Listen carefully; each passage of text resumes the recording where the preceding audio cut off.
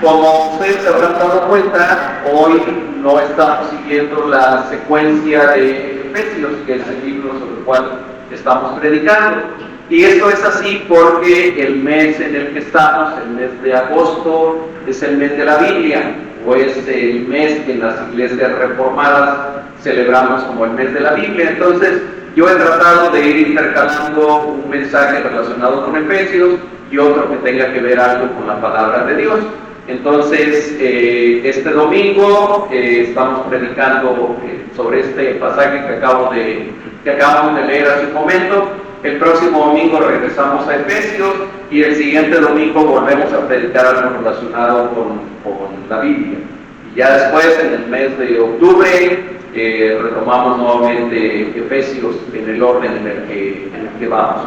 Bien, hermanos, yo recuerdo de cuando estaba en la secundaria y que llevábamos una materia que se llamaba biología.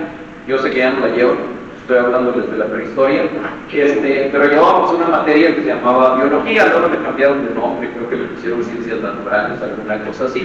Pero bueno, yo me acuerdo de mis clases de biología, de una de las cosas que me enseñaron, es que los seres vivos tienen la capacidad de nacer, crecer, reproducirse y morir. Ese es el ciclo de la vida, le llamaban a eso. Fíjense que podemos tomar ese ciclo casi completamente como una analogía o como un parecido con lo que es también la vida espiritual o la vida en Cristo. Nosotros en Cristo llega un momento de nuestra vida en el que nacemos de nuevo y después de eso debemos de crecer, igual que todos los seres vivos, y después de eso debemos de reproducirnos también. También en la vida espiritual tenemos que reproducirnos, es decir, tenemos que invitar a otros a que también vengan a conocer a Cristo. Tal vez el ciclo se rompe en la parte de la muerte. A ver, los cristianos morimos, llegamos a morir algún día. ¿Sí? Ok, físicamente sí, por supuesto. Si es que el Señor no viene antes, ¿verdad? Si el Señor viene antes, bueno, ya no moriremos tampoco físicamente. Pero espiritualmente no. Espiritualmente, hermanos, la vida eterna ya comenzó. La vida eterna para nosotros ya comenzó. Va a llegar un momento en que muy probablemente se termine nuestra vida física en este mundo, pero la vida de nuestro espíritu continúa por la eternidad con el Señor. Pero bueno, yo hoy quiero centrarme en el concepto de crecimiento. De hecho, yo le he puesto como título a esta reflexión, crecer o no crecer. He ahí el dilema. Parafraseando un poquito por ahí a William Shakespeare, que en una obra que él escribió que se llamaba Hamlet, menciona esas famosísimas frases, él dice, ser o no ser. He ahí el dilema. Yo les diría, vamos a tratar de reflexionar en esto. Crecer o no crecer, he ahí el dilema. ¿Qué pasaría con un niño o con una bebé así como Janita o como Mateo que no estuvieran creciendo, que no crecieran? ¿Qué pensaríamos inmediatamente? Hay un problema, ¿verdad? Algo no está bien, hay que llevarlos con el médico, hay que hacerles estudios, porque ya pasó mucho tiempo y siguen del mismo tamaño, gracias a Dios que no es el caso de nuestros dos bebés aquí presentes, ahora están creciendo bastante bien, pero el crecimiento es un signo de vida, es un sinónimo de vida, es un sinónimo de salud. Entonces, ¿qué tendríamos que pensar en el caso de un cristiano, de un creyente en Jesucristo, que nació de nuevo, ya nació de nuevo porque ya recibió a Jesucristo, pero que pasa un año y sigue del mismo tamaño, espiritualmente hablando, y pasan 2 años y sigue del mismo tamaño, y pasan 10, y pasan 15, y pasan 20, y sigue del mismo tamaño?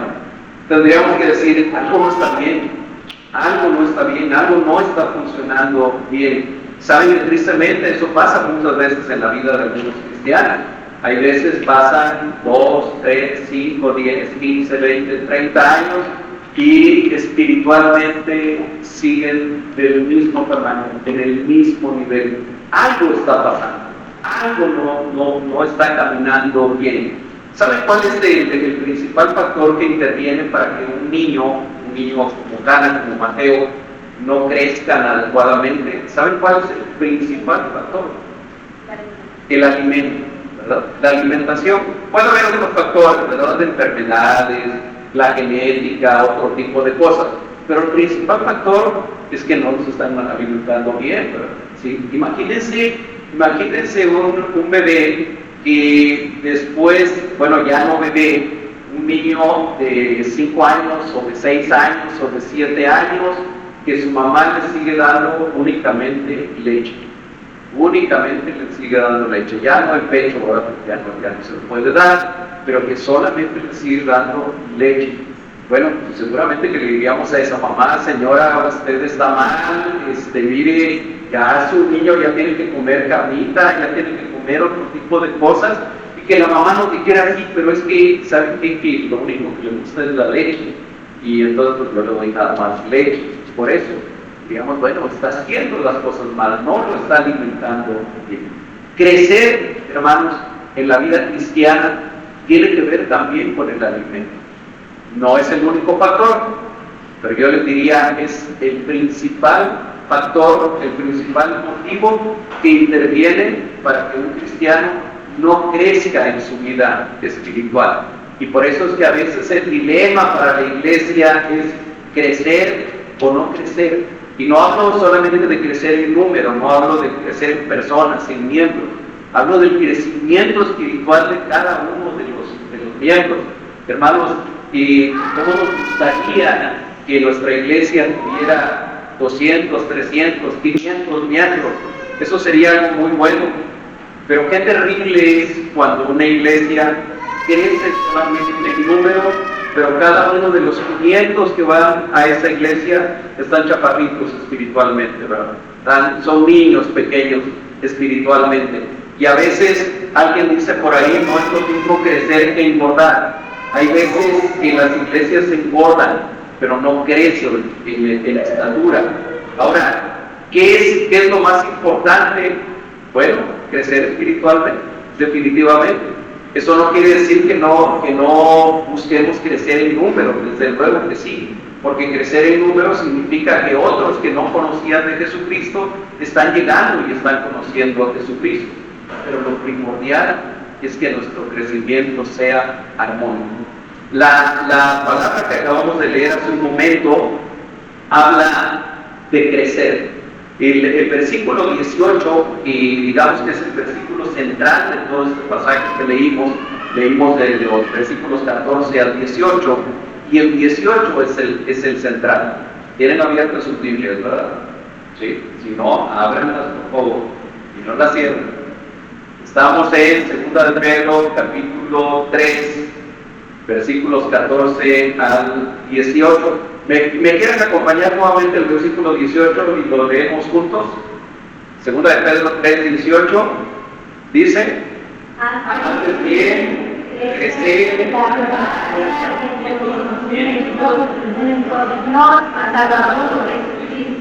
muy bien.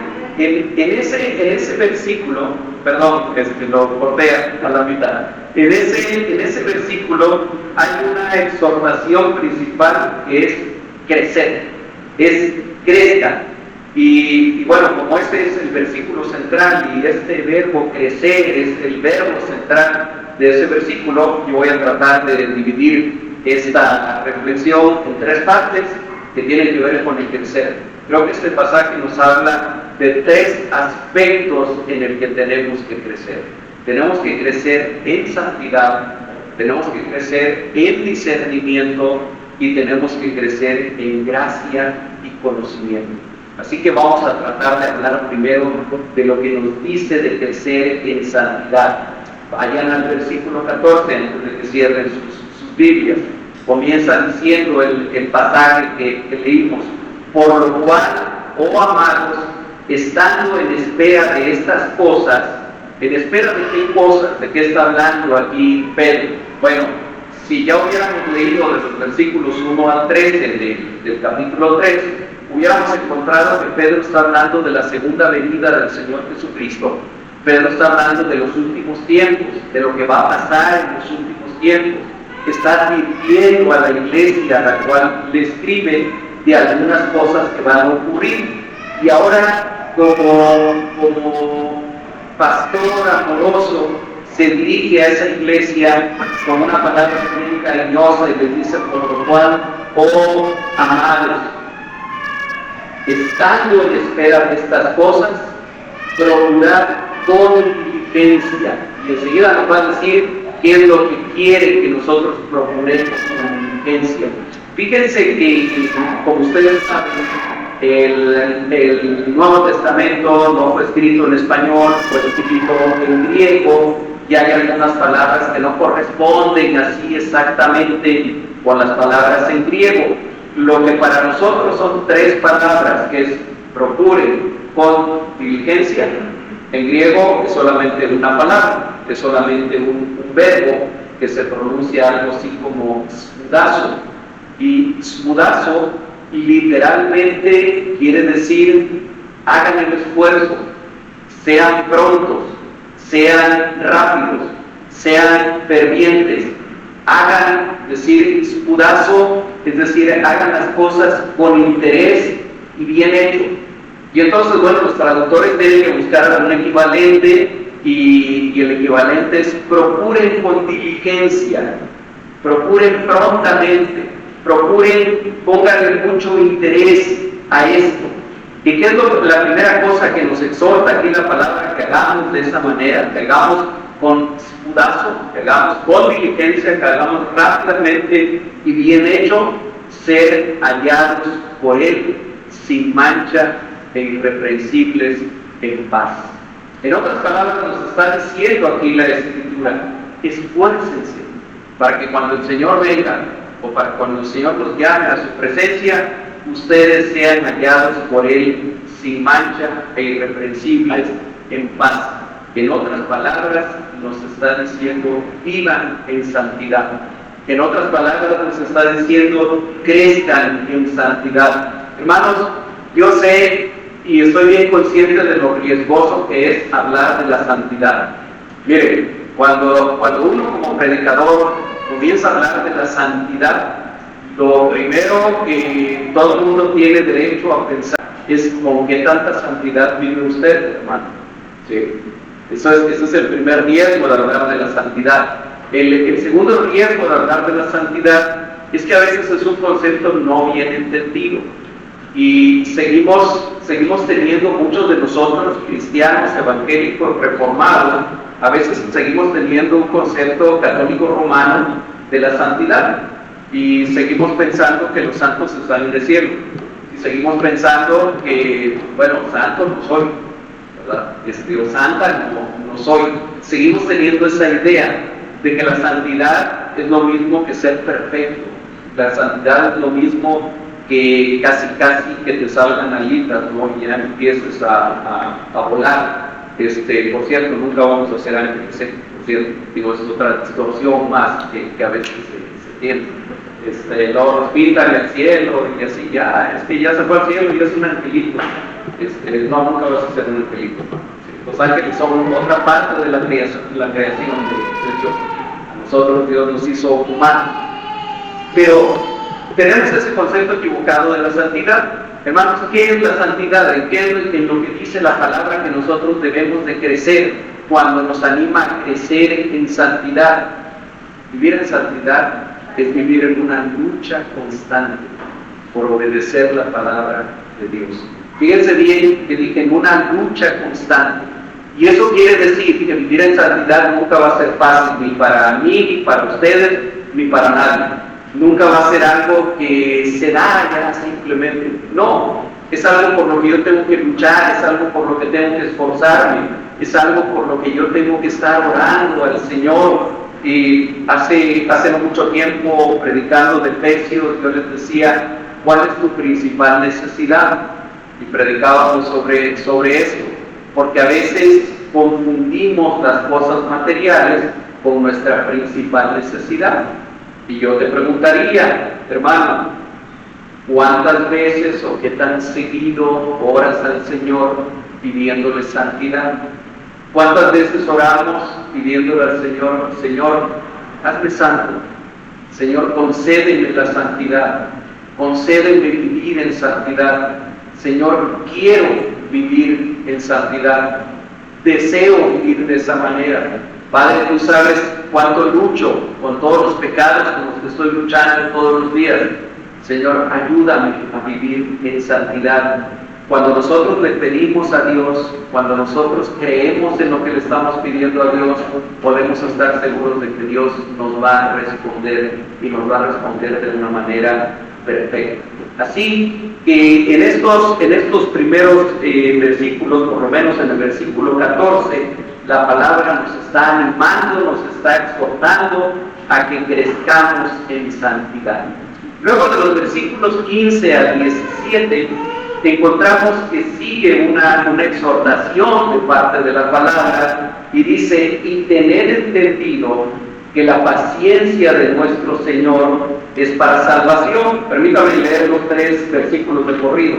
Es para salvación, como también nuestro amado hermano Pablo, según la sabiduría que le ha sido dada, os ha escrito casi en todas sus epístolas, hablando en ellas de estas cosas, entre las cuales hay algunas difíciles de entender, las cuales los indoctos e inconstantes tuercen, como también las otras escrituras, para su propia perdición. Me voy a detener un momento ahí.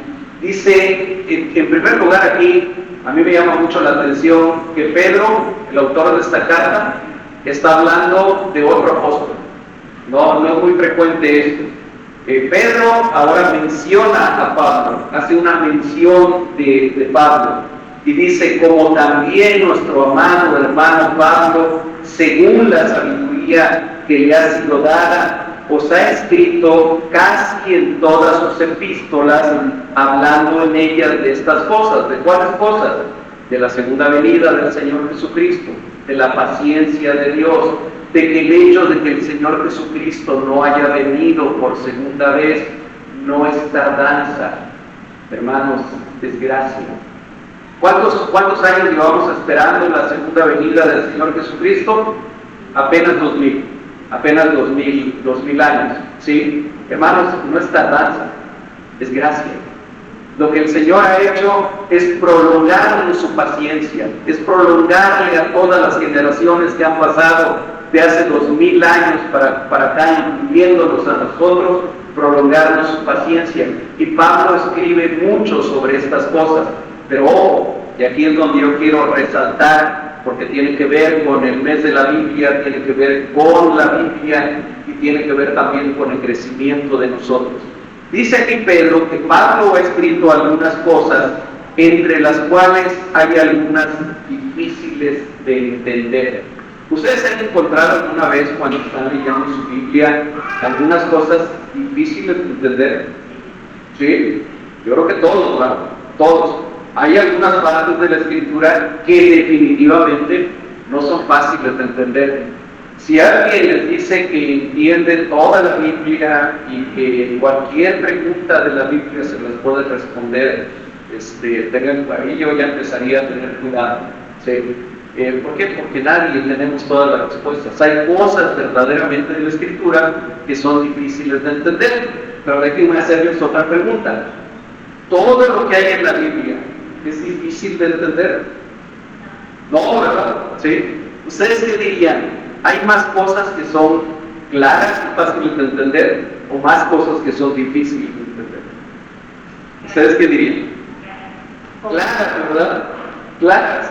Sí, hay muchísimas más cosas que sean claras. Miren, yo anoche recordaba con el grupo de personas con el que nos reunimos en la cena que tuvimos anoche, y les recordaba yo cuál era el inicio de la predicación del Señor Jesucristo, que por cierto fue el mismo inicio de la predicación de Juan el Bautista. ¿Cómo empezaron a predicar ellos? Arrepiéntanse, porque el reino de los cielos se ha acercado. Arrepiéntanse es algo difícil de entender, ¿verdad que no? Todos entendemos lo que quiere decir arrepentirse, ¿sí? La verdad es que, hermanos, no deberíamos de preocuparnos tanto por las partes de la Escritura que son difíciles de entender. Habría que preocuparse por las que entendemos claramente y que no les hacemos caso, o que no las tomamos en serio, o que no queremos obedecerlas. Eso es lo que sí debería preocuparnos. No tanto aquellas partes en que decimos qué es lo que quiere expresar aquí el Señor. Bueno, hay un principio de interpretación bíblica o un principio de hermenéutica que nos dice que las partes complejas son alumbradas por las partes claras. Nosotros tenemos que entender las partes claras para la luz de ellas poder entender hasta dónde podamos las partes complejas de la Escritura. Entonces, ¿qué se necesita para que nosotros podamos entender lo que dice la Escritura, para que podamos diferenciar la verdad de lo falso, para que podamos diferenciar lo bueno de lo malo en general en la vida? ¿Qué necesitamos? Discernimiento, hermanos, discernimiento. ¿Qué es el discernimiento? El discernimiento es la capacidad para distinguir una cosa de otra, así de simple. ¿Sí? Nosotros discernimos que ahorita es de día porque nuestros ojos nos están permitiendo percibir la luz, el sol y todo lo demás, y podemos discernir fácilmente el día de la noche, ¿verdad? O la oscuridad de la luz. Nuestros sentidos nos permiten discernir eso. Eso es discernimiento, ¿ok? Estoy poniendo un ejemplo muy simplote, pero cuando se trata de cosas espirituales, a veces no es tan simple, a veces puede ser un poquito más complejo. Simplemente diferenciar lo bueno de lo malo, hay veces en que tiene alguna complejidad. Isaías capítulo 5 dice: ay de aquellos, en uno de los 9 ayes que Isaías va diciendo ahí en el capítulo 5, refiriéndose al pueblo rebelde de Israel en ese tiempo, les dice: ay de aquellos que a lo bueno le dicen malo y a lo malo le dicen bueno, que llaman tinieblas a la luz y llaman luz a las tinieblas. Hermanos, ¿por qué es tan frecuente que en nuestro tiempo y en nuestra cultura a cosas malas se les llamen buenas? ¿Por qué es tan frecuente? Porque no hay una capacidad de discernimiento. Hermanos, si a un niño pequeño, a un niño de 3 años o de 4 años, que se llama Juanito, yo le digo: Juanito, si tú quieres, el día de mañana puedes ser Juanita. Sí, naciste niño, ¿sí? Y tus órganos son de niño. Pero si tú quieres, cuando crezcas, tú puedes ser Juanita. Y eso está bien. Tú te puedes cambiar de sexo o al revés, ¿verdad? A Juanita le digo: mira, si tus papás dicen que eres Juanita, pero tú puedes ser Juanito el día de mañana, si tú quieres. Mira, esa es tu decisión. Y alguien que ya no tiene 3 años, que ya tiene mucho más de 3 años, escucha eso y dice: no, sí es cierto, realmente, ¿por qué la sociedad va a decir si yo soy hombre o soy mujer? A lo mejor soy una mujer atrapada en un cuerpo de hombre, o soy un hombre atrapado en un cuerpo de mujer. Hermanos, verdaderamente es de risa, verdaderamente es de risa. Pero esto que es de risa, para mucha gente es la verdad actual. Es la verdad actualmente. Y los que hablamos, como yo estoy hablando, nos catalogan de ignorantes, de retrógradas, de lenguaje de odio y de todo lo demás. ¿Por qué? Porque no hay un discernimiento, no hay una capacidad de discernir entre la luz y las tinieblas. Si alguien viene y nos empieza a decir que ahorita no es de día, que en realidad es de noche, y yo le digo: pero es que yo estoy viendo que es de día. Dice: sí, pero es que tus sentidos te engañan. Tus sentidos te engañan. En realidad es de noche, pero tus sentidos te están engañando, ¿sí? Y yo digo: sí es cierto. Pues quien lo dice es alguien que sabe mucho, ¿verdad? Es un gran filósofo, un gran científico, un gran lo que sea. y yo no tengo esa capacidad de discernimiento, entonces comienzo a aceptar que en realidad a la luz le puedo decir tinieblas, y a las tinieblas le puedo decir luz. A lo bueno le puedo decir malo, y a lo malo le puedo decir bueno, porque finalmente todo depende. Hermanos, esto es de lo que la Escritura nos está previniendo en este momento. Es de lo cual Pedro quiere prevenir a la iglesia a la que las está escribiendo. Dice, hay algunas cosas difíciles de entender, las cuales los indoctos e inconstantes, en otras palabras, los ignorantes, ignorante no es un insulto, no es una palabra ofensiva, ignorante es aquel que quiere ignorar, aquel que no quiere conocer la verdad, aquel que se resiste a conocer la verdad. Eso sería alguien ignorante. Dice los indoctos o ignorantes e inconstantes. ¿Quién es alguien inconstante? Bueno, alguien que hoy cree una cosa y mañana cree otra. No, hermana, tú no eres inconstante, pero es una hija de Dios. Entonces, alguien que hoy cree, no sé, en los platillos voladores y mañana cree en alguna otra cosa, ¿sí? En alguna otra cosa, que la Tierra es plana, ¿sí? Que la Tierra es plana. Ustedes saben que actualmente hay todo un movimiento de terraplanistas, de verdad, no estoy bromeando, ¿sí? Es en serio. Yo la primera vez que lo vi también pensé que estaba bromeando. No, hay todo movimiento. ¿Perdón? Bueno, ok, esa es otra, aunque el fin de los tiempos sabemos que está cerca. Pero esto de que la Tierra es plana, ustedes podrían decir, no, quién sabe que no, pero algo de haber tomado o algo de haber tomado. Bueno, hay gente, mucha gente, que actualmente dice que la Tierra es plana. Y cuando les dicen, oiga, pero es que ya fueron a la Luna y desde allá tomaron fotografías y resulta que la Tierra es redonda, dicen, no, pues es que nadie ha ido a la Luna, eso es mentira. Fue así todo un show que montaron, en realidad nadie ha ido a la Luna, fue todo un show. Eso es una de las explicaciones que da. Bien, volvemos al tema del discernimiento. ¿Cómo podemos nosotros crecer en discernimiento? Yendo a la palabra.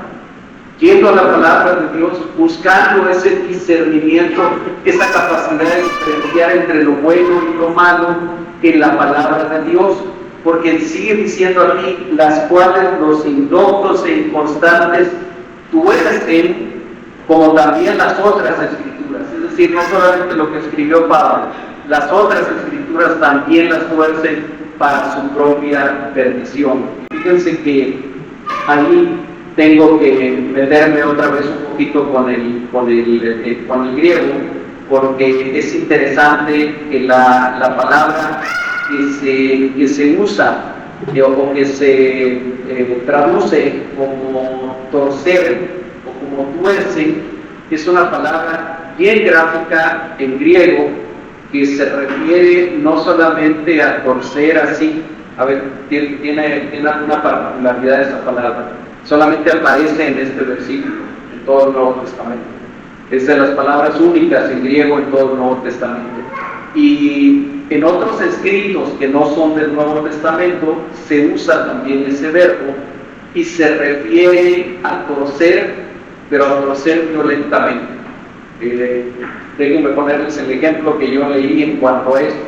Ustedes han oído hablar de la Inquisición, ¿sí? De la Santa Inquisición, y se acuerdan de las personas que acusaban, no sé, de brujería o cualquier otra cosa, o de herejes, los castigaban bien feo, y tenían un instrumento de tormento para sacarle la confesión a las personas, y obviamente las personas decían lo que fuera, ¿no?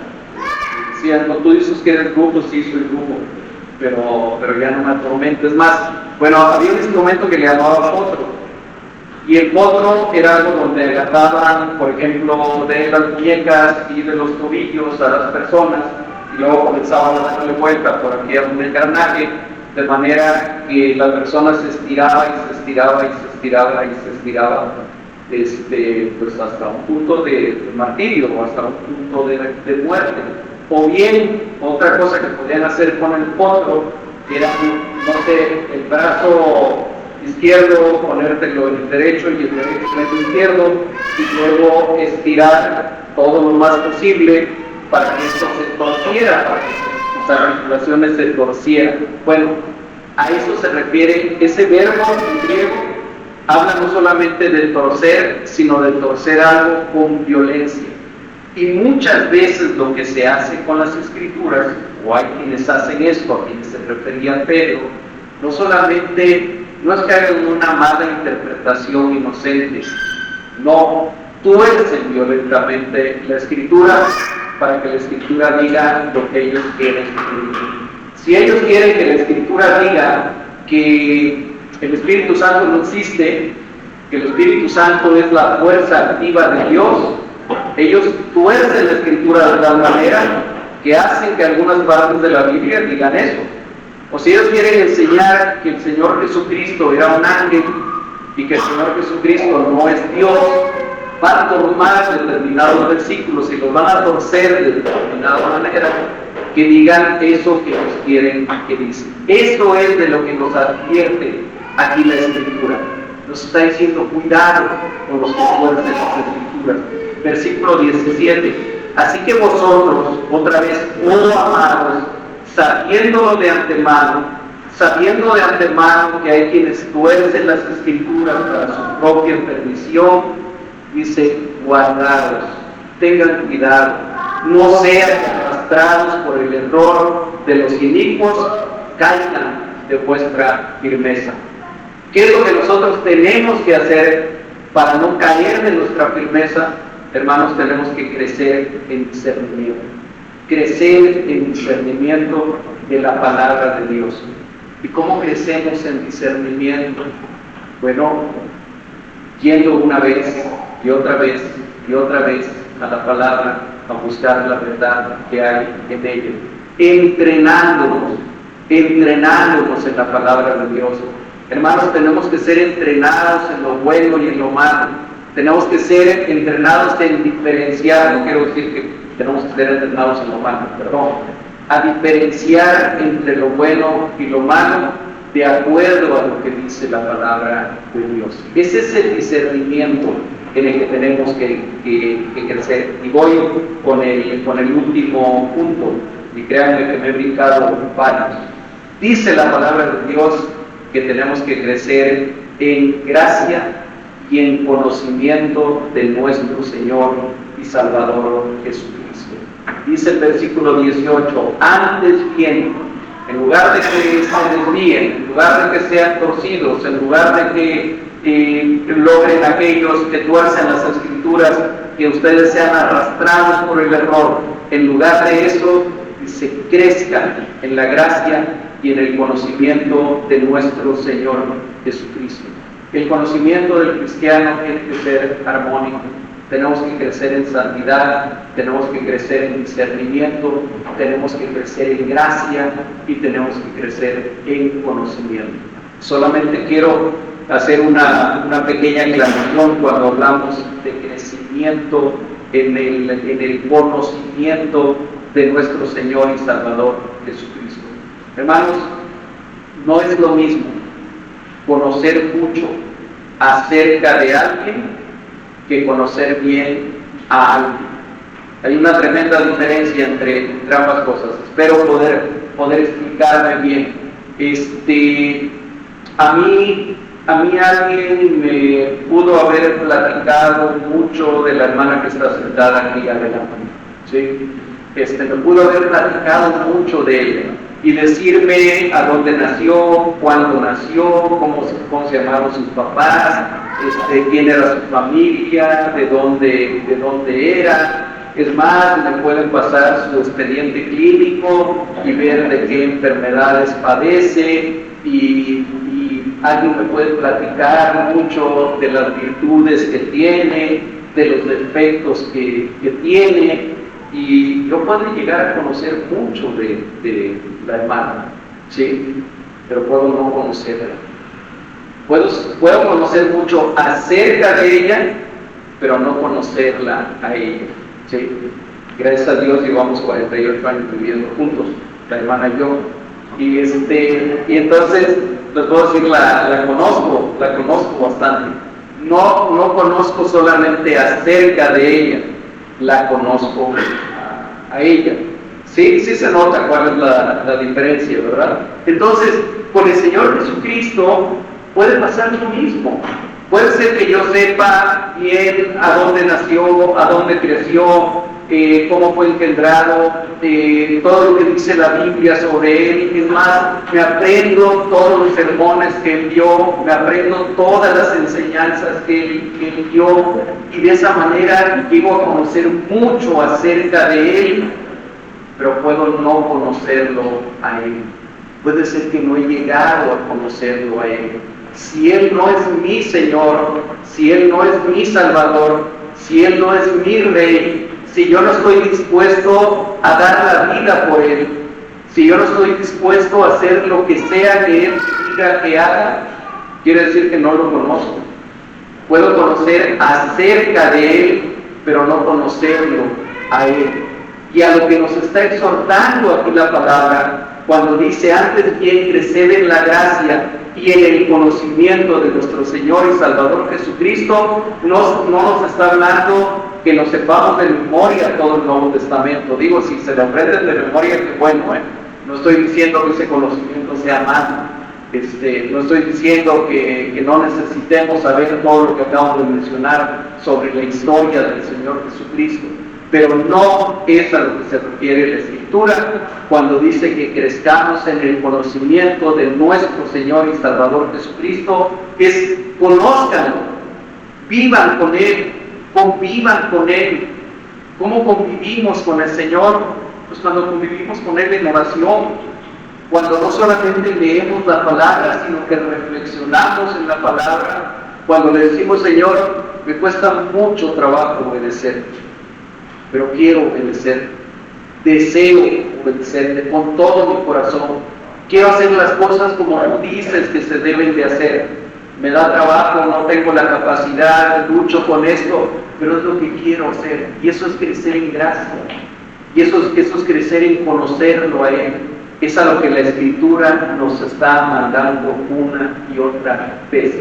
Ya para concluir, son muchas las porciones de la Escritura, tanto en el Antiguo como en el Nuevo Testamento, en que somos exhortados a no ser perezosos, a no ser negligentes ni descuidados, sino diligentes. Esta verdad, la palabra de Dios la aplica a muchas circunstancias. La aplica al trabajo, debemos de ser diligentes en el trabajo. La aplica en nuestras finanzas, debemos de ser diligentes en cuidar nuestro dinero. La aplica en nuestra familia, tenemos que ser diligentes en el cuidado de la familia, pero quizá en ninguna otra área se nos enfatiza más que en nuestra vida espiritual. El texto de hoy nos ha exhortado primeramente a ser diligentes para vivir en santidad, también a ser diligentes en nuestro crecimiento espiritual, pero en medio está el ser diligentes para discernir la verdad del error y estar en guardia para no ser arrastrados por el error de los enemigos. Y la única manera de que eso se pueda dar en nuestra vida es que nosotros nos empapemos de la palabra de Dios.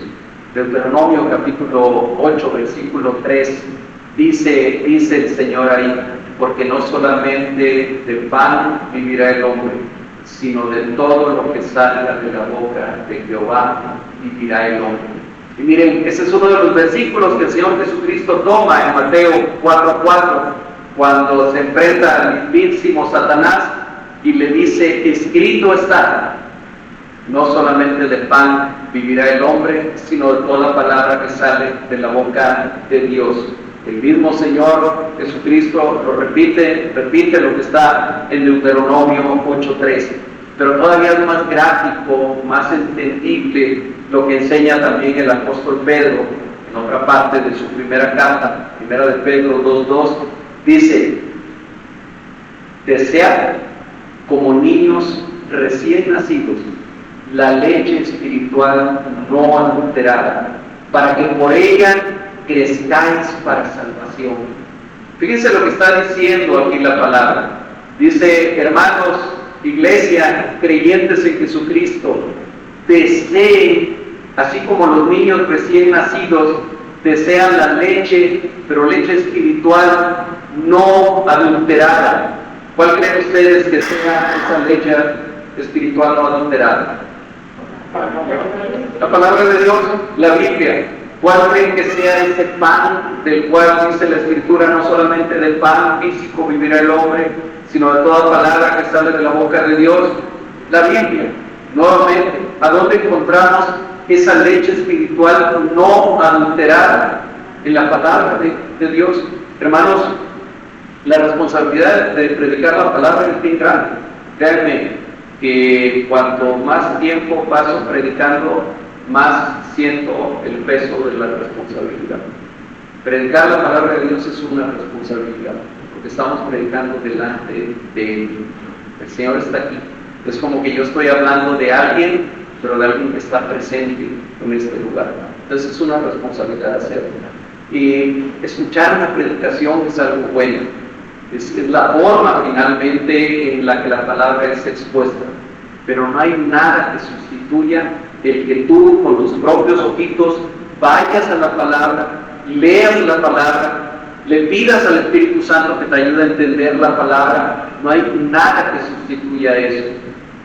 Hacer eso, estudiar la palabra por ti mismo, con tus propios ojos, vale más que 1000 sermones que tú puedas escuchar acá. Tú no vas a crecer solamente escuchando sermones, y no importa que busques ahí en las redes sociales a Miguel Núñez, a Suquel Michelén, para hablar de buenos predicadores, o a cualquier otro que tú quieras. No, eso es bueno, sí es bueno. Nos ayuda, claro, nos ayuda. La palabra hemos sido mandados a predicarla, hemos sido exhortados a predicarla, pero no hay nada que sustituya el que tú vayas a la palabra, tú busques en la palabra, tú le preguntes al Señor, tú platiques con el Señor por medio de la palabra. No hay absolutamente nada que sustituya eso. Así que, hermanos, Dios quiera que no solamente en este mes, que es el mes de la Biblia, sino todos los meses, de todo el año, de todos nuestros años, nosotros podamos decir como el salmista escribió: lámpara es a mis pies tu palabra y lumbrera a mi camino. Que el Señor nos ayude a crecer armónicamente en Él, en santidad, en discernimiento y en conocerlo a Él por medio de su palabra. Oremos, hermanos. Amado Dios y Padre eterno, te damos gracias nuevamente por esta palabra tuya, Señor. Nos acercamos a tu palabra siempre con temor y temblor, sabiendo que estamos hablando de la palabra del Dios vivo, de la palabra que está, de aquel que está presente aquí en medio de nosotros. Pero, Señor, te agradecemos con todo nuestro corazón, porque sabemos que en esta tarea de discernir tu palabra, en esta tarea de reflexionar acerca de tu palabra, no estamos solos. Tú no nos has dejado solos. Tú nos has dado tu Santo Espíritu, que es el que verdaderamente nos alimenta, que es el que verdaderamente nos enseña, que es el que verdaderamente nos lleva a la luz, que nos alumbra por medio de esa palabra. Gracias te damos. Señor, permite que nos sigamos esforzando, que seamos diligentes para crecer.